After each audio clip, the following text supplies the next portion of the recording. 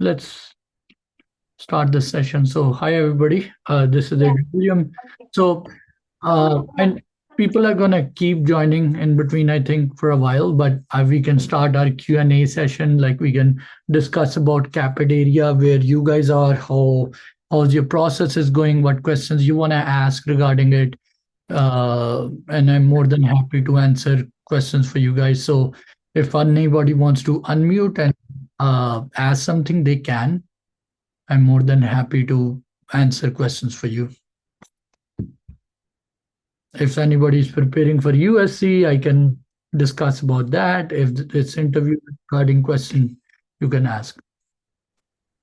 So I'm open to questions if somebody wants to ask something. Yes, Doc. Do you want to unmute and ask? Do you want to message? Yeah, go ahead. Ask the question, Doc.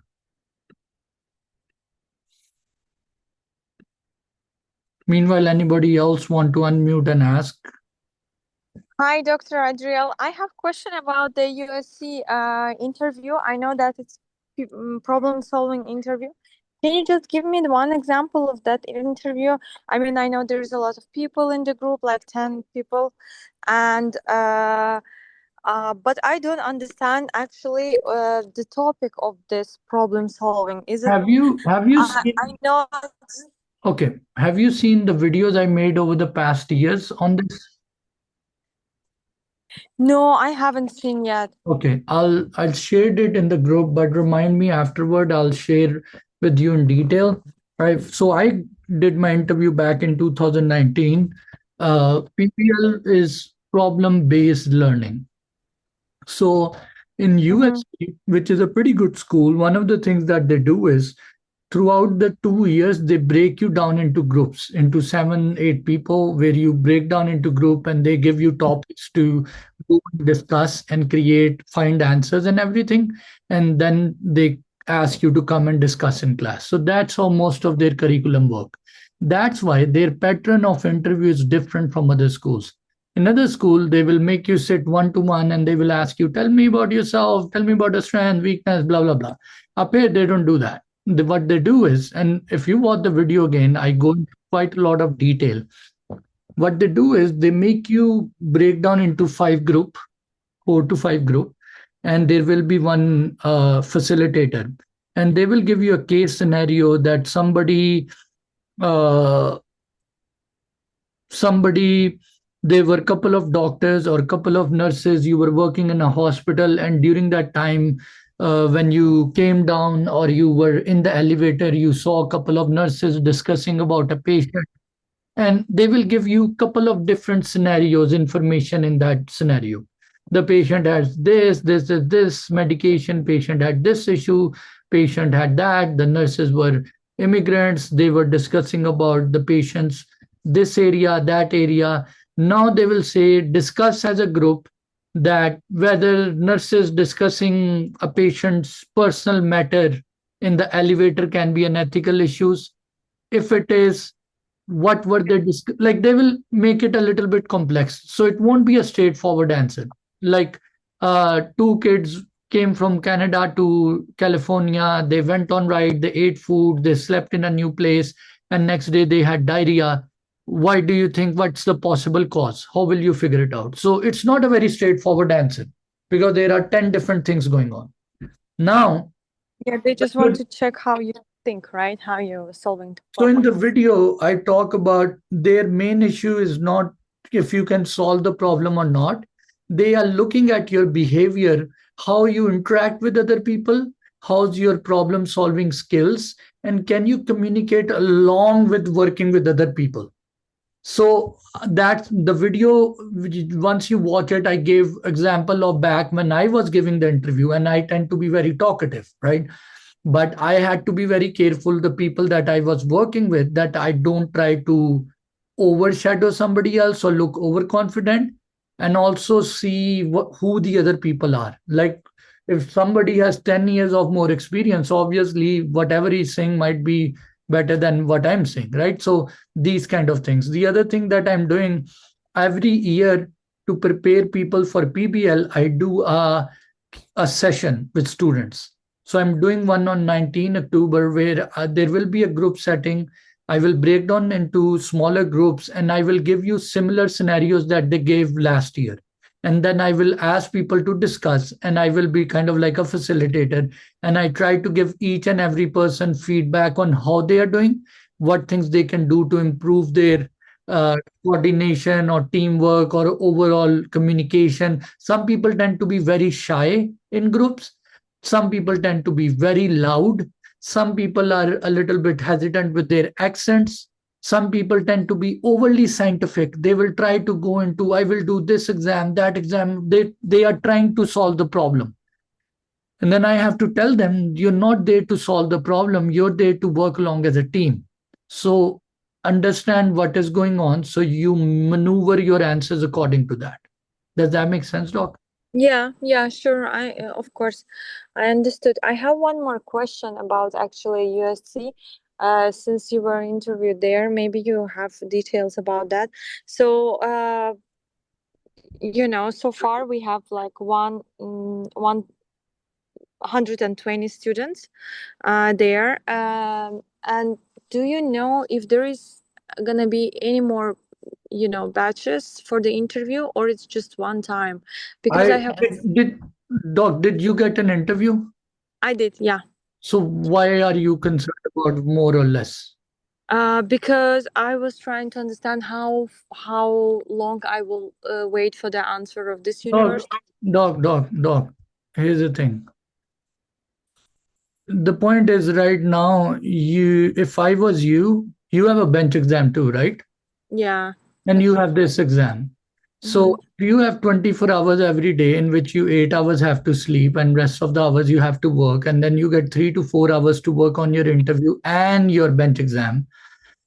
To be honest, I wouldn't even think about this until I given all of the exam, because these administrative tasks can get delayed. Trump can come up with a new law. Trump can put sanction on USC.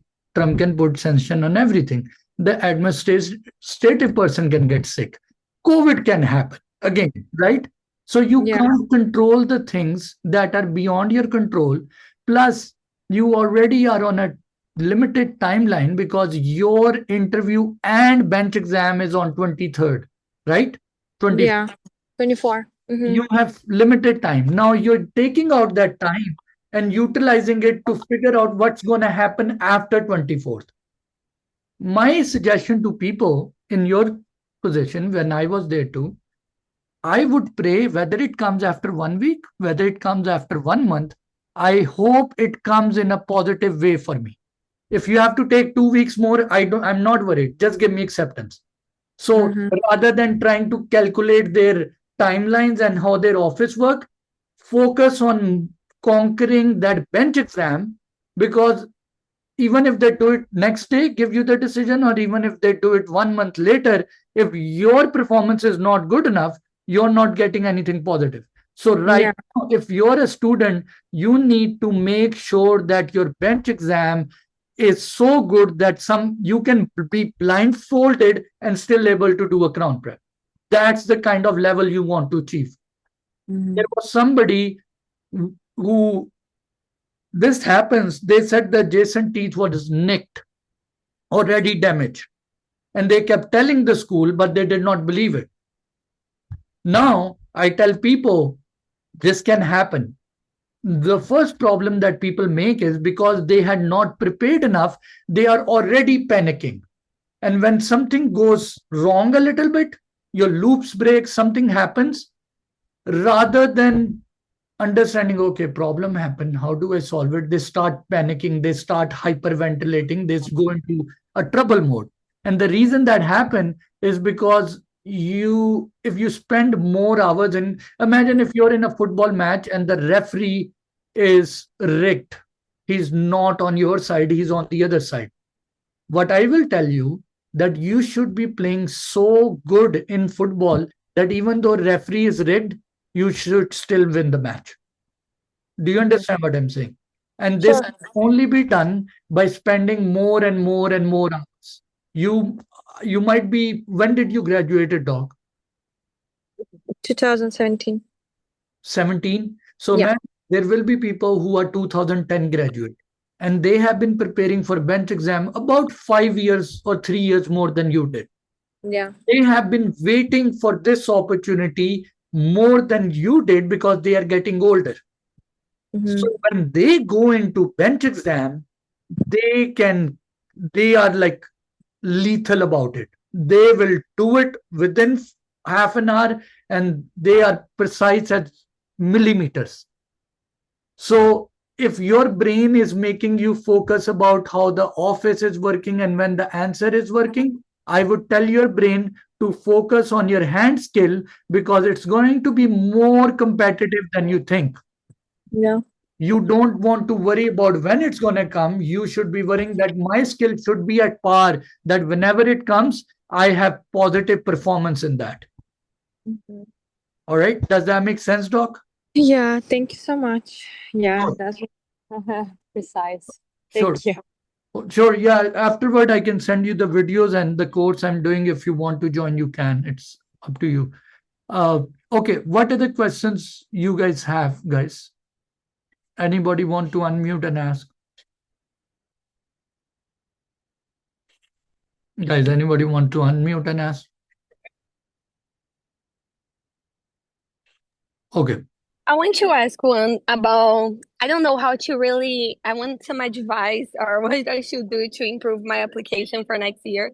Because this year I didn't receive any invitation. I know, like, I don't know if Rutgers or Boston, they're still sending invitations, but I'm not really expecting to receive anything anymore. But my What's your TOEFL, like, profile? What's your profile like, Doc? so I'm Brazilian. I graduated in Brazil when I was like in 2018. No, 29. No, sorry, 2020. 2021. I'm sorry, 2021. You showed I that. got what? You Yes, showed yes, that. sorry. Sorry, I was doing a math.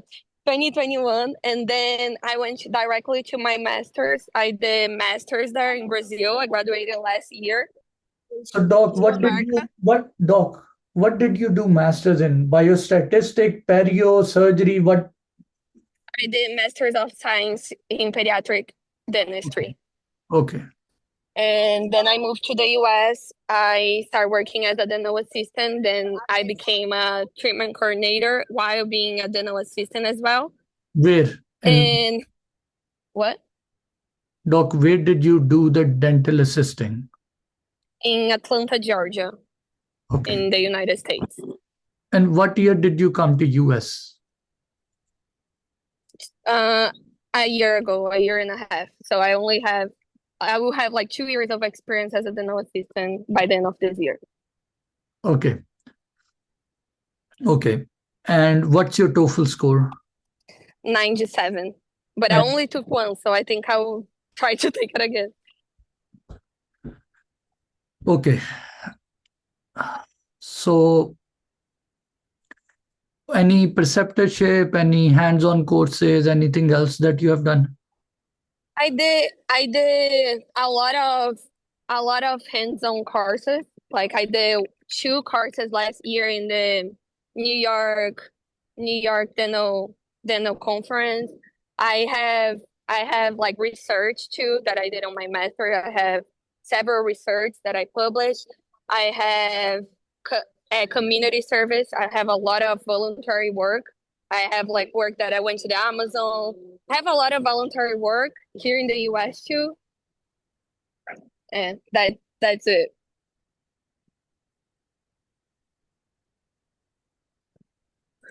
Okay. So, Doc, you can continue to take C courses. You can do more of your dental assisting if you can. Try to do some preceptorship at schools. Visit them. That would help you. You can. There's a lot of things you can do, like just do observership, preceptorships. If you can improve your TOEFL, that should help. So these kind of things will help you, Doc. Does that make sense? Yes, yes, I will look into And some then preceptorship. overall, doc, work on. I'm gonna tell you, most candidates, they overlook this. Try to visit schools and try to learn how to communicate in the same way as they are doing. My one of the things why I am able to do this online business or whatever I'm doing is because there's a very big discrepancy in the way we as immigrants or students explain ourselves and the way Americans perceive us. The people I prepared for interview over the past couple of weeks I've been doing, what I try to tell them, and it's a very stupid example, but most of the people up here are women. You will understand when, and I'm old now. I tell this is a stupid example, but you know how 18 years old teenager boys, they never understand how the world works for women. Even still, still now I wouldn't understand. Like a woman, the way a female sees the world or deal with the world is very different. The way they look at a house and things needs to be done properly and kept clean, men usually don't understand, especially young boys don't. And they just live in their own head and just do the things how they see things, right? And a lot of women tell me that's stupid. Why don't they understand? And now in the same way, when we as candidates are dealing with the dentist schools, they have a view through which they see us. Imagine every year they meet one or two Brazilian candidates. Every year they might meet five Adriels coming from India or Pakistan. In the same way, for them doing this every year, they for them we are the same characters with different names, just repeating again and again and again every year. So when you're going in for the interview, we need to learn how to explain our story or our thoughts or our qualification, because you have a master's, you have done your DDS, but you should be able to communicate this in a articulated way to the American person. Because I tell people the way Americans look at India, Brazil, Pakistan, Middle East is how they look at Netflix. Their perspective about you as an immigrant is what they see, mostly what they see on Netflix. So when you're explaining things to them, you should be able to say things in a way that's audible to the American ears. Because the problem with Americans is they won't adjust their worldview according to you. You have to just your words and stories according to them so they understand. Does that make sense, Doc? And for that, I would highly encourage to visit schools, do preceptorship, spend more time in these academic places, study clubs. So the more you hear, you will start saying the same things. Does that make sense, Doc? Okay. Dr. Karan, you raised hand, or you wanted to ask a question? Yes, doctor. Thank you so much. Good afternoon, first of all. Sure. Uh, so, doctor, I had this one question regarding my profile. I just needed your Yeah, sure. suggestion. Yeah.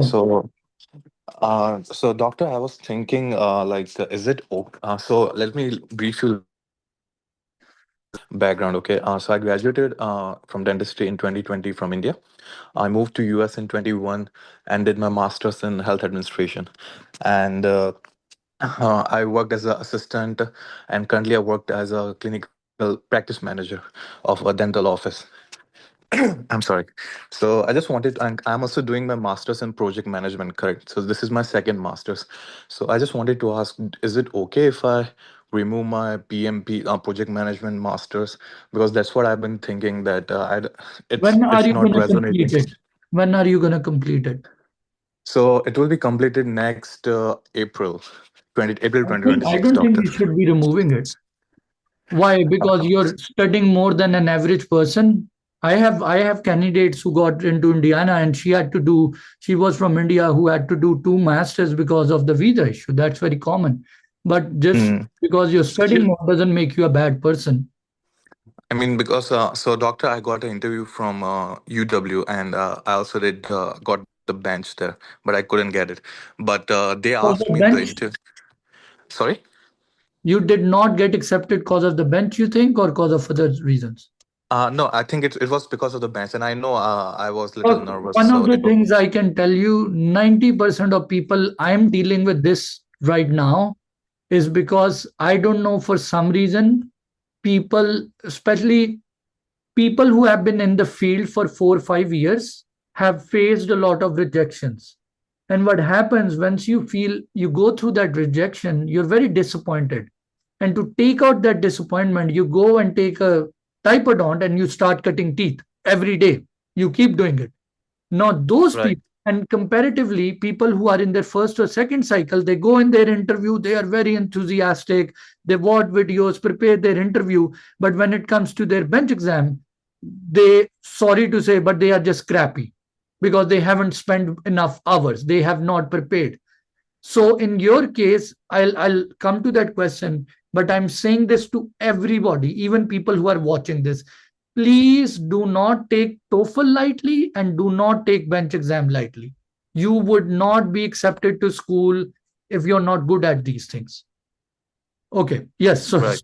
yep. So you suggest that I should put the masters in project management key in there because they asked me this in interview in UW that you already did masters in health administration, and so why are you doing masters in project management, which is not related to dentistry at all? So that was my concern. Now you have to find ways to figure out how project management works along with dentistry. That's what you Right. need to do research. You need to work along with places which have dental systems, and that's what you need to find out. You don't need to remove your masters. That's not smart. You need to Okay. do volunteer work or some kind of work or research which can show that your project management work can be implemented into dentistry. Right. And it Uh, can. s- yeah. No, I did answer like when they asked. I said that like even in as a practice No, but manager, we. I've done project management certification too during my MHA. I know the answers. What I'm trying to say is that you need to do some volunteer work, some research, some kind of work. So if somebody challenges you for that, Mhm. oh, your degree is not related to dentistry, you should have some solid proof that no, in the current era of dentistry, project management is a very important part because there is a workflow in dentistry. If I go Mhm. to do a surgery or implant all on four, there is a digital workflow. There is instrumentation that has to be kept. There is documentation that have to be signed, consent form. There is documentation that have to be sent to the insurance. There are post-op, and all of this is a project, and it needs a workflow. If the workflow is not coherent or not aligned, it will lead to patient care to be compromised. It will lead to mistake, which can end up into legal lawsuits, which can end up into trouble or negligence for the patient. So whenever you have any complex project, whether you're making a jet, whether you're making a car, or whether you're doing surgery or dentistry on a person, there is a workflow that has to be implemented in a coherent way. And that's what project management teaches you as a person. Right. No, that's yeah, that's a really nice advice, doctor. Thank you so much. And I also have one more question. So I had 100 in my TOEFL. So I was thinking to retake it because all I'm hearing is 100 is also not enough nowadays. So what do you suggest, doctor? Do it. Okay. Yeah, Do because if you can, doc, to make it brief, you've done two masters, and if your score is still 100, that's not coherent. mm-hmm, Understand? correct. Your arms are very big and legs are very small. You don't look like a well-rounded person, right? So if you have Right. masters, but your TOEFL is at a level which anybody in Delhi or Lahore can take, then you need to work harder. If you're studying in US, you've been spending more years. Your overall TOEFL needs to be better than most average people because you are Correct. officially a more qualified person. Correct. Okay. No, thank you so much, doc. I'll keep everything in mind. And yeah, I think that's it from my end. Thank you Okay, so much, all right. doctor. Sure thing, doc. Anybody else have any question, guys? Anybody else want to ask a question? Oh, today I have a very quiet group. I have a question, Dr. William. Yeah. Yes, doc. So I got also waitlisted in UW and I have a Buffalo band. So right now I'm focusing for Buffalo. But this is my second cycle. Last year, I think I didn't get any invite because of the TOEFL, but this year I have a TOEFL 102. I have a good work experience volunteering and I did preceptorship. Still, I was hoping for more invite, but still I didn't get as many. I just got two. So I am not sure what else I should do. Doc, can I be a little bit unpleasant now? I'm going to say something you won't like, but I'm going to say. No, yeah, please tell Imagine if because I'm. if it is helping me, Doc, I'm doc, okay. doc, listen, listen. Let me speak, please. You have an invite, right? Yes, That invite requires you bench exam, right? yes, If your bench exam goods, you get interview, right? yes, You get the interview right, you get acceptance, right? yes. You become a doctor, right? Mm-hmm. Get your Yes, DTS and you practice, right? So yes, where the only problem that you have right now is you need to practice on your bench exam rather than worrying on other schools. okay, If a young guy comes to me and say that, oh my, there is a family or there's a girl who has proposed to me, but I'm still sitting down because I go to gym, I make good money, but I'm not getting 10 proposals. And I would yes, say, well, that lady just proposed you. And he said, yes. And I say, why aren't you preparing for your marriage? You're worried about other ladies proposing you right now. So mm-hmm. you're, I tell this to people, when God gives you something, as a human, we tend to run after things that are away from us. If God gives me a whatever car I have or whatever shoes I have, rather than saying thank you for them and enjoying them, I start thinking, why don't I have the $1 million thing as a human? And what happened, whatever the universe or God or whatever you want to believe in, actually start to realize that this is a selfish, ungrateful person. Now, until they learn to be grateful, don't give them anything more. So if you learn to be happy in what you have, eventually what will happen, you will get more in life. And as a student, all you need is one acceptance. Okay, You don't need 10 acceptance to become a DDS. You can only study in one school, you can only pay loan to one school. And right now, one of the schools I sent you invite, but your brain is more worried about other schools. So what would happen wherever your attention will go in life, you will end up going there. If you're not focusing on Buffalo, well, Buffalo won't focus on you too. I'm sorry, okay, it not sound very pleasant, but this is the reality of life. This happens to me as well. When something of an opportunity is sitting right in front of me, I start thinking, why am I not in somewhere else? And what mm-hmm. happens eventually after a few weeks, I get hammered and realize that I need to be grateful for what I'm given because even people don't have this right now. As people in this group right now, how many have Buffalo invite? And very few will say they don't, or very few will say they have it. So the point is, be grateful for what you have. And the second thing is, Doc, if you think you will just go in and I don't know if you're preparing for plan B, then you're not focusing hard enough on Buffalo. Okay, Like in your head, you're already thinking that this is not going to work out. I need more school invite. Why is that thought coming to your head, Doc? so I don't know because I think I have a kids and I'm looking for the area where I can move with the kids. So I don't know. That is something making Doc, me a again, second. Doc, I don't know who's guiding you in this process, but please understand that there are 1,700 people currently, more than Mm-hmm. 1,700 people are trying to apply for these processes. Very few people get invited. And amongst them, people who become very picky, mostly I wish I find a better words, but even when I was a student, I used to say this, beggars can't be choosers.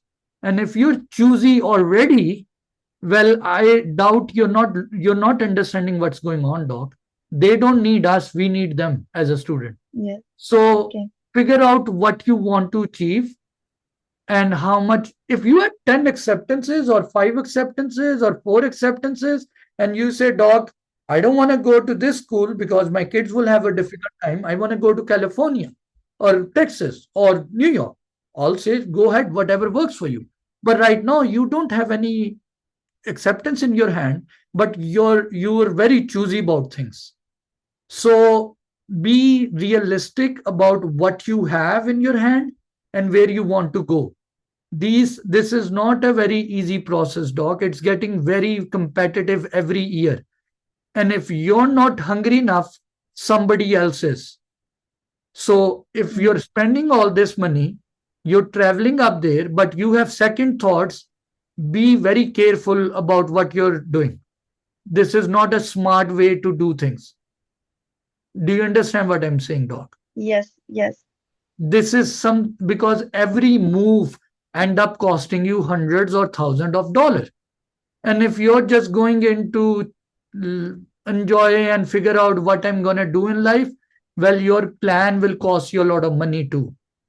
So if I was you, and I'm trying not, I'm coming from a sincere advice, that if I was you, I would say I want to become a dentist so I can make a good living for my kids, even if I have to live in Alaska. Now, I'm a man. My, That's true. my life might be a little bit more harsh. I tend to do things a little bit more in a difficult way. Now, as a mother, your responsibilities are different. But you and your family need to make that call.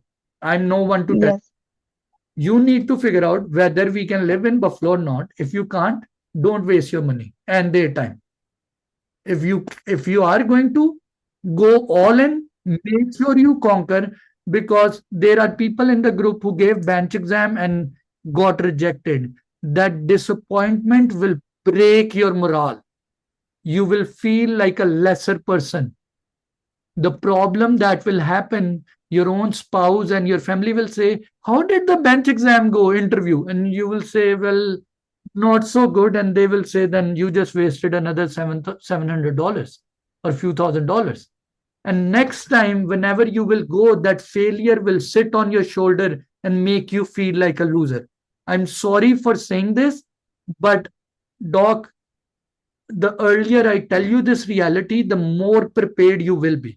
I'm not saying I'm telling you what to do in life. I'm just saying if you're going in to do it fully prepared. You don't want to break your morale and be underprepared, because the other people who are going in for interviews or bench exam, I'm telling you, those people are very much over prepared.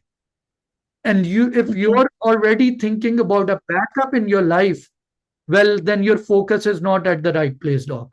Especially okay. if this is the only invite you have, I would hug it.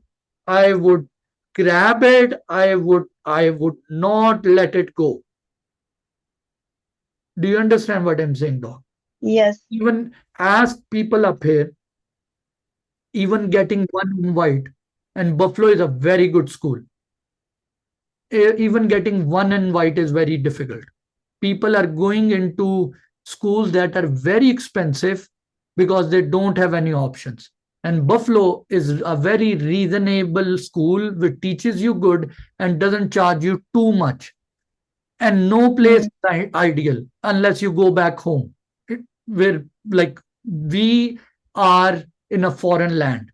Nothing is gonna feel like Lahore to me. I came from yes, Lahore. Whether I live in New York, whether I live in Ohio, whether I live in California or Denver, I will always be in a foreign land. I'm here to get the job done. Now, whether I have to live in Alaska, whether I live in Ohio, and whether I live in New York, and there's a price to it. The cold weather has a price to it. The food has a price to it. The social isolation has a price to it. But if you're looking for, so this is some serious discussion. If you're going into this competitive process, doc, do not waste your money and do not add failures on your shoulder. If you're going to go in, make a decision and then don't leave any stone unturned. Otherwise, it's not smart. Trust me. hmm. Does So that? I think yes, it makes sense, but I think I lose my confidence because for University of Washington, I practiced a lot and I uh, Even I took Dr. Stevenson's course, and with that, I passed my all the prep and everything, and still I didn't get acceptance. So I think that's where I lose my confidence. So, Doc, I think you're not understanding what's going on. This is, I have to say this kind of things, but imagine if you need to understand dental schools are like a Hollywood or a Bollywood actress that everybody wants to marry. That's how dental schools are right now. There are too many of us running after them, all right, sending them proposals, showing how good we are. And they are very picky based over your ethnicity, your nationality, your visa, your qualification, all of that. It's not that you're a bad candidate, it's just that they might have some better options at the moment, right? Second thing is, Yes, Doc, it wasn't your time. I was feeling bad for a person that went in for a bench exam, and when she started and saw that the adjacent teeth was already nicked, and she kept telling them and they did not care, and then she got so stressed out that she was hyperventilating. Now she did not do anything wrong. She was just so much stressed out that she did not even knew how to. I told her, did you email them, did you write it? She said, I was so much stressed out, and she lost her chance. So at least you should thank God that your hands are capable of doing good skills. A lot of people up here, they haven't even reached to the point where you can do a good crown prep. At least you know that that thing you have spent those hours, that you have the skill. Do you understand what I'm saying? yes, I have people who get interview like on Friday, and the bench exam is on Monday, and they have never cut a crown, and they call me and I'm like, what can I do now? What?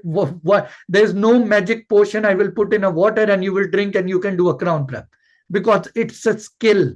And you think your hand skill is just for bench exam? No, ma'am. Your bench exam is going to save you in dental school. It's going to save you in ADEX exam. It's going to help you pay off your student loan when you do crown prep and make $1,200 every hour.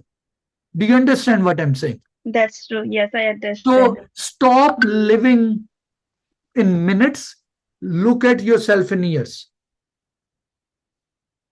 Do you understand what Okay. I'm saying? Yes, And you think, or I think I can think about my problems and solve it, but sometimes our small problems are a bigger blessing when you look at the long run.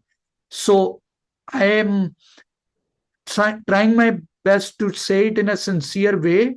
If I was saying to myself, I would say, Adriel, keep your mouth shut and work hard and be grateful for whatever opportunity God is giving you, and go and make the best out of it. And let Him decide. Don't try to play God. All right? Don't try to play God. The result belongs to Him, the effort belongs to you. Be impatient with actions, but be patient with results. And anybody who conquers this is actually a giant. You can't beat a person who knows to be impatient with actions, but patient with results. So, this is what I'm going to tell you. Now, what you make out of all of this, that's up to you, Doc. no, I needed it. Thank you so much. It inspires me. Thank you so Good. much. All right, guys, what other questions you have? Hi, Doc.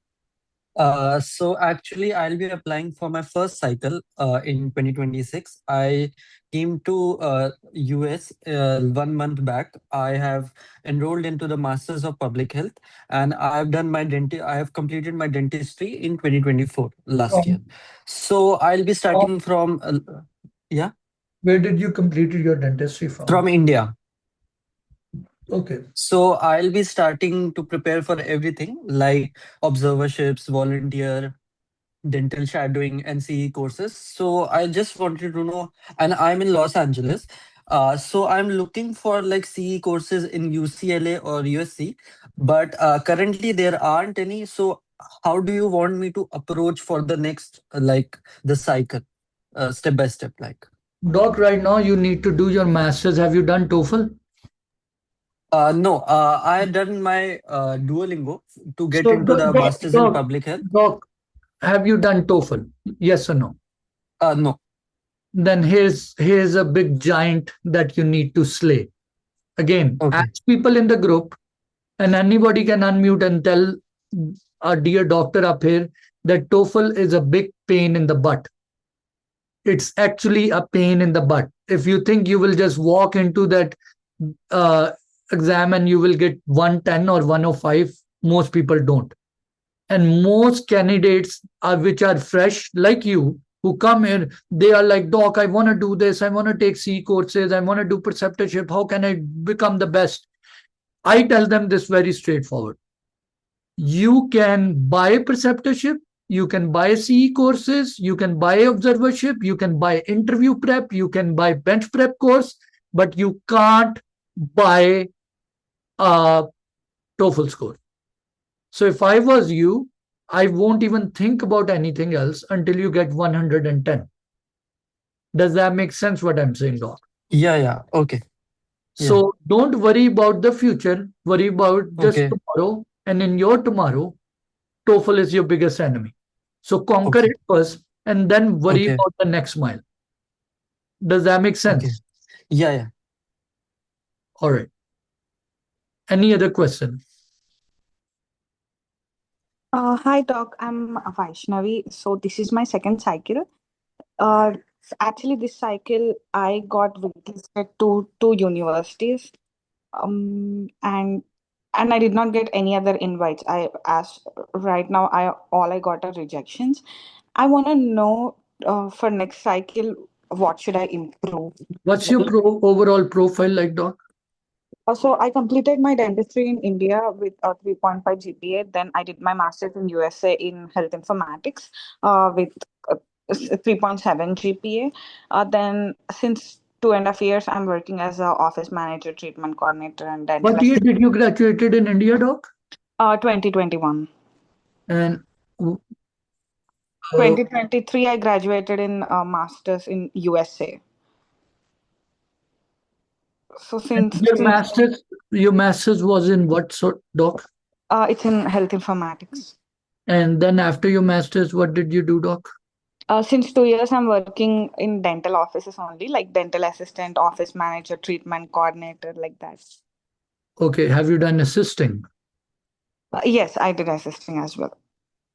Because with my visa status, I couldn't actually work as a dental assistant, but for the offices that I work as a treatment coordinator, I'm doing both. Okay. As well as treatment. Okay. So can you do some preceptorship, observership? Where do you live? Right now, I live in Virginia. I did a observership program in San Antonio that is like for 3 days. VCU has some opportunities too to visit them. Ohio State have some. Boston preceptorship is, I don't think it's worth it. Everybody does it. They charge you a lot of money. But find the options like that. Take some courses. You need more hands-on clinical exposure. You need to show that you have more clinical exposure because right now you have a management administrative degree.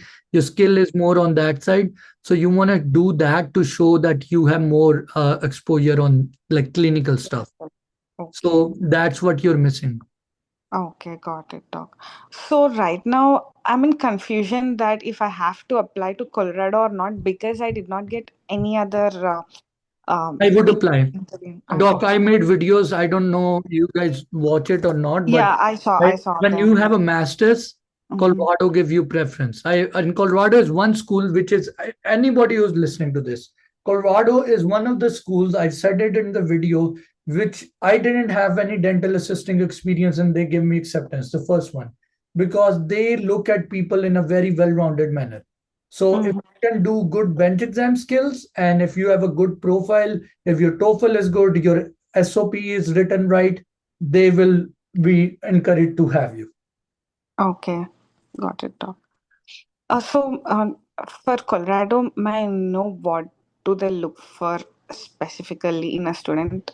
Like, is there anything like Doc, that, if or if is it I just a don't well-rounded? sound rude, but please, I made videos for 4 years on Colorado telling the same thing for hours. Now, if you want me to play the videos all over again, it wouldn't make sense, right? Yeah, So, I'll what I I'll would get them. suggest, go through that playlist. I've interviewed Eduardo, my class fellow. I have made every year. This year I made 2 video. In previous Okay, year I made, and understand, most of my video, my hometown, my alma mater is Colorado. okay, So knowing or unknowingly, I'm gonna speak Colorado, right? If you're from India, unknowing or knowingly, you're gonna sound like an Indian, right? right, So whatever I'm saying is mostly coming from Colorado too, as long as you have the ears to hear it, right. right? So Yeah, rather than repeating all the videos right now, which is not, and I get burnt out, people would call me, and after clinic in between patient, I will say, hey, how can I help you? And they're like, can you explain this? And I'm like, have you watched the video? They're like, no. And I'm like, should I go home to everybody and make that video in front of them? Or so I'm not saying this to you overall. Everybody who's got watching, it. I love to answer, but I want you to watch the videos. Then, if you have any advanced help or question, I enjoy answering it. But if I have to go and, because whenever I make one video, I have to shut my kid in the room, close everything, sit at night, put on this coat, and make a video. And then I have to edit, and then I upload, and then I make the thumbnail. So it takes a lot of time and energy. But why I do it is because people who are applying might enjoy it. So what happens when people have watched those videos and then they ask something advanced, I enjoy telling them, because then the conversation is fun. But if I have to go back and tell them, oh, this is A, this is B, this is C, then I'm like, why? If you watch it first, then I can have more advanced conversation with you. Okay, Doc, got it. I have one more question. So, if I have to apply to next cycle and like Caapid asks us what improvements have you done on your profile? I want to know, like, besides TOEFL, how can I improve my profile? Like you said, Doc, as I said, more clinical exposure. So yeah, wherever you can find it, like, go for it and mention that you've done that. Whether it's courses, whether it's preceptorship, whether it's observership, whatever you can, do it and add it okay, as an improvement. okay, Doc. Thank you. Sure. All right. But is there any other people who have Colorado related question? Because I get more calls on Colorado these days for personal statement and for LORs. So what does anybody else has questions on that? Who are applying to Colorado and have questions regarding Colorado? Hi, Doc. I have a question. So my TOEFL is 99 and I'm applying, like I'm giving my the TOEFL again in December. Like I'm still preparing for it. I just want to ask, like, should I apply or should I wait? I don't know, like, because like I applied to like so almost like 15 schools this year. I didn't get invited. I think I don't know, it's the TOEFL or maybe something is missing. So if you can help us. What's your overall profile like, Doc? When did you Mhm. graduated and all of that? So Doc, yeah, like, is it okay, like, if I can, like, not talk? Because, like, I think, yeah, I'm, like, quite, like, Doc, it's fine. that's, yeah. Doc, I don't, it doesn't, if you don't want, it's fine with me. I totally understand. But Yeah, I have a good the only Doc, problem. okay, let me speak. Give me a. Okay. So if you give me from the amount of knowledge or information you gave me, I can only tell you that you need to improve TOEFL, right? Okay. I don't have more information, so this is what I can tell you. Uh, the next thing I'll tell you is, most probably people coming from India, Pakistan, the TOEFL bar is very high. I got 113 back 5 years ago. There are a lot of Indians that are easily taking 105. Colorado said about 2 years ago, on average, they recruit people are around 105. But I have a Pakistani friend of mine who got accepted with 98. And I told him, buddy, I'm not going to help you because with 98 you might not get accepted. But his physical, because he ran a very high end private practice in Pakistan, his hand skills were like very at a different level. His communication is very good. So overall, his other aspect of his profile was so strong, and he took on courses that somehow his TOEFL was overpowered by that. But the chances of that happening for Indian Pakistanis is comparatively low. Why? For Brazilians, for people from Peru, from Cuba, from other countries, from Middle East, they cut a slack. For Ukrainians, they know that people in their countries, they were not British colony. Everything is not taught in English. So for them, even 97, 92 is considered to be fine. But for India, Pakistan, which was a British colony, most of our education is English. They expect us to have better TOEFL. And then on top of TOEFL, your personal statement for Colorado is one of the most important things. Thank you so much, Doc. Like, yeah, it really helps. Like, I just want to have like some kind of like perspective. Like, okay, thank you so much. But I know you need more detailed help, but from the information that you gave me, I gave you some examples. Yeah, like I just got like the only thing I can tell you about is like I have like a big gap, almost like around 9-8 years of between my graduation and like applying, because due to of like some health reasons. Family and stuff. Yeah. Family and due to like health reasons. Like so yeah. So Doc, here's the thing. What you're saying, you might feel this has happened to you. And I don't know all the detail, but I will tell you, I most females that I'm working, most candidates that I work with are female, and most of them are mothers or married. Because I charge a lot of money, and usually it's their husband who are paying for it. I'm sorry, that's that's why I can. Yeah, I agree. Like So what happens? A lot of females, when they have families and stuff, they have taken gaps. The first person I prepared for interview for Tufts, she had 8 years of right away gap, just dealing with kids and family and no dentistry at all. And she got accepted. Because the people who are interviewing you understand our cultures, understand the importance of being a parent in a foreign land and health issues. The problem is not the gap. The problem is how you explain to them what you learn from that gap and how it will make you a better student in their program. America is all about second chances as long as you're willing to work hard.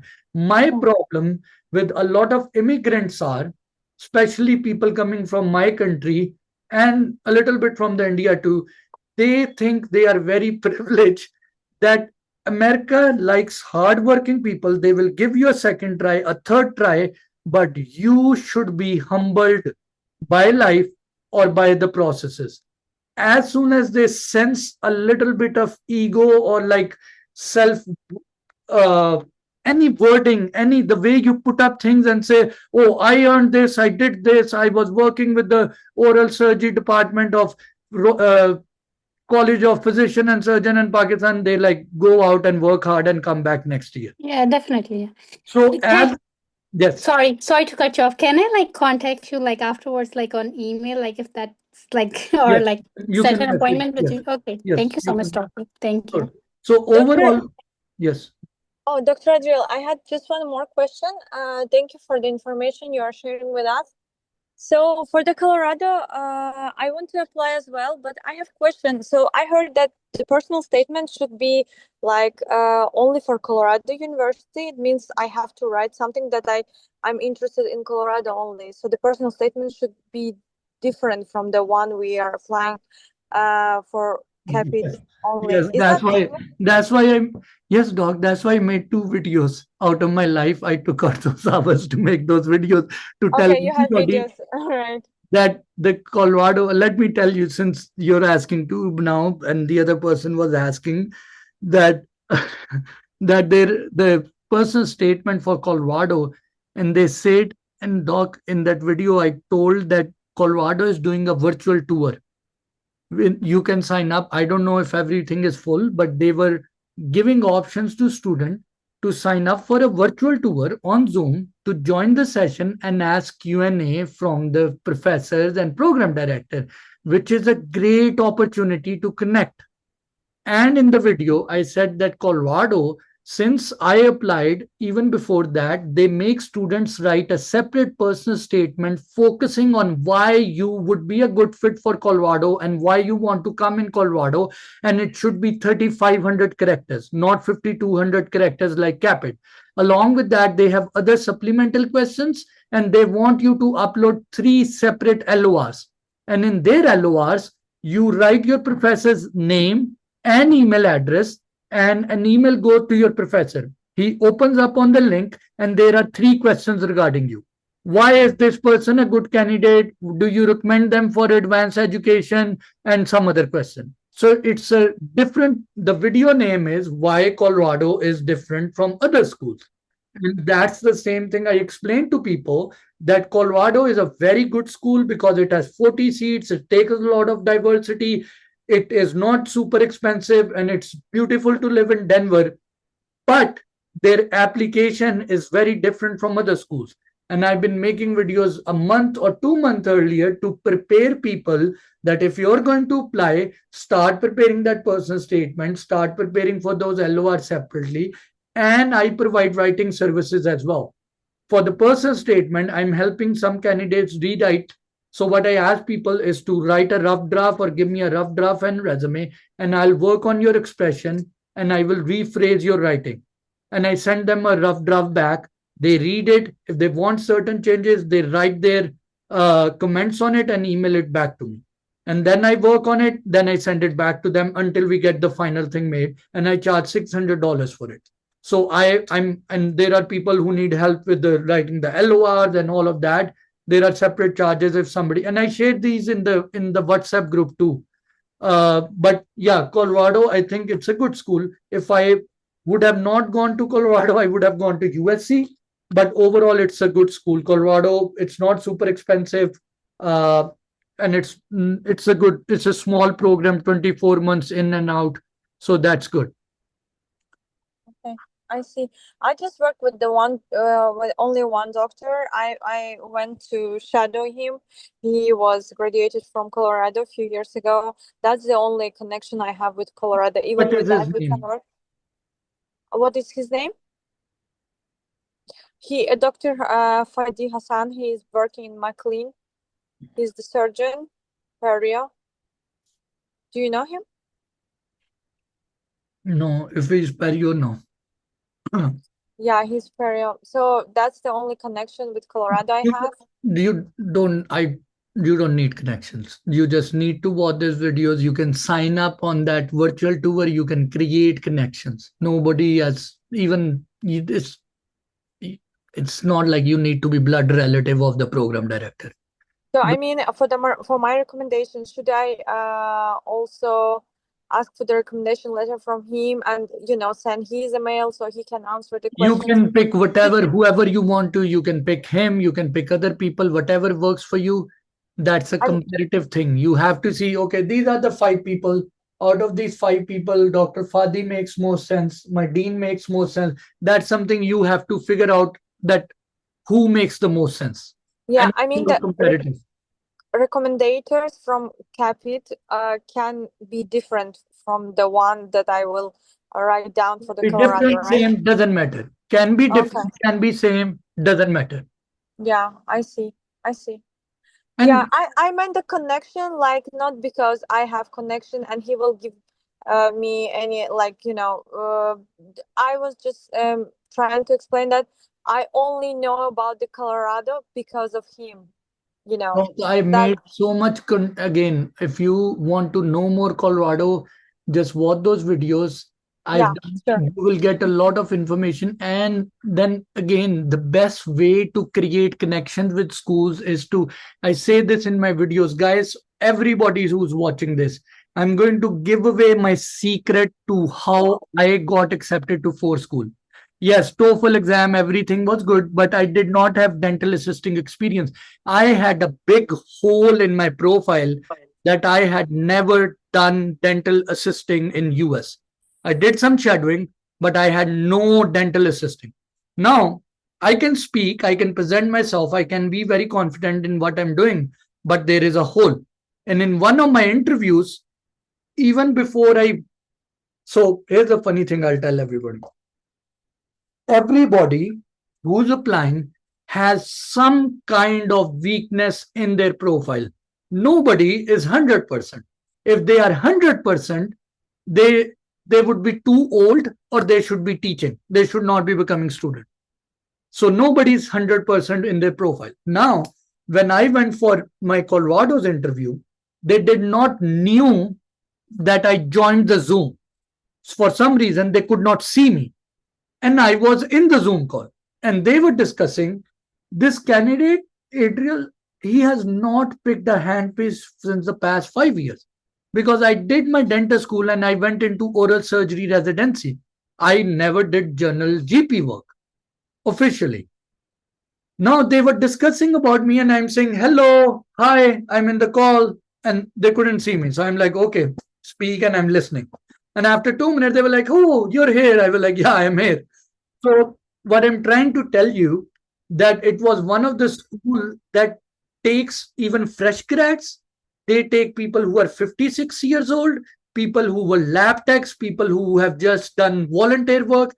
They take a lot of diversity. So Colorado is a very good school in this sense. The second thing is, most of the videos I make are somehow, because I lived there for 2 years, I have influenced by them. A lot of my videos or my learning are influenced by my alma mater. So when you watch it, you will get a lot of learning. The secret I was going to give you originally, that I'm saying, the key that really helped me get invites was that the schools that I visited, I went to Indiana, I took a flight back then. I wasn't making a lot of money. For me to take a flight to Colorado, live in somebody's home, and do a physical tour was expensive. But because I did it, and I was able to create an opportunity that increases your chances of getting interview. The secret is, spend money. First of all, pass all your exams. Don't try to do this without passing your TOEFL. Once you pass all your exams and you have a solid foundation, try to email contact schools and go for these visitations. Attend virtual tours. Show them your name. There might be 10 Isabellas applying. There might be 10 Archanas applying. There might be 10 Maliks applying, 50 Patels applying, 70 Khans applying. They won't remember everybody, but the person who made the effort and came and visited, they will give them preference, because that's also a way to stand out after your exams are done. Does that make sense? Does that make sense, guys? Dr. Win, I just saw the name. Okay, somebody said, how could we prepare for bench exam? Doc, I did an interview with Dr. Duggan. Dr. Duggan is in California. He offers very good bench exam courses. And you can watch that video. You can sign up for his courses. Dr. Duggan Oral Design. That's the name.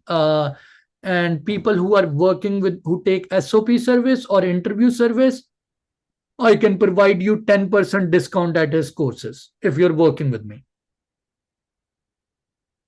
And I also have, like, with Noteful, who prepare for TOEFL and TST prep. If you want coupons, there are also underneath my videos if somebody wants to take their courses. But okay, what other questions you guys have for me?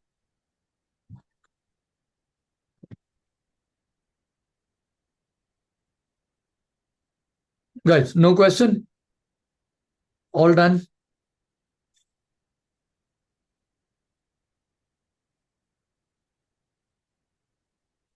There a bench exam course in New York. I haven't heard of any good one, Doc. There might be people doing it locally, but I haven't heard of anything good enough. Sadly, everything's in New York, Dr. Stevenson and Duggan. Yes, Dr. Shah, you were going to ask something? Guys, today is a very quiet group. If you want to ask something, go ahead. Ask. Dr. Shah, do you want to ask something? You unmute it. Okay. All right. I think if that's pretty much it, if somebody wants to ask a question, if you guys need help with interview preps, you can reach out to me. Make sure you work on your TOEFL bench exam, guys. Bench exam right now, I'm seeing a lot of problem. People get invited, but they don't pass the bench exam. Please start working on your bench exam. Take it very seriously. With bench exam, I'm going to tell all of you guys one thing. Whoever gets like some course or something, but later after that spend those number of hours cutting teeth will get better. It is like bench exam is like piano. The more you play, the better you will get. Just because I watch a YouTube video of playing piano doesn't mean I will be better than you. If you spend more time, you will be better than the other person. So with interview prep, I can help you out with writing stuff, with other things. One other thing that I do every year, I do fellowship program. So some candidates, I pick a small number of people that I help in selecting schools, writing their resume, writing their letter of recommendations, writing their supplemental application, helping them with interviews, Casper, Kira, USC Prep. I work with them in everything except for bench exam. I right now at this moment before the next year start, I charge $5,500 for it, and people can pay in installment. They don't have to pay. I know it's a lot of money, so I don't ask anybody to pay all of it together. But I work with these candidates until they get accepted. Now it is expensive, but I am working with them until they get accepted. Whether it's 3 months, whether it's years, whatever it takes. I'm working on the application, on the writing part, and all of it. But I'm a little bit picky with the people I pick in this process because they need to have good TOEFL score, a good profile, because sometimes people can't improve their TOEFL and it's very hard to help them get accepted. All right. Any other question, guys? If you have any other questions, you can ask me. Otherwise, we'll just go ahead and end this call. All right. All the best, guys. Take care. Thank you. Thank you for joining. Thank you, doctor. Thank you. Bye.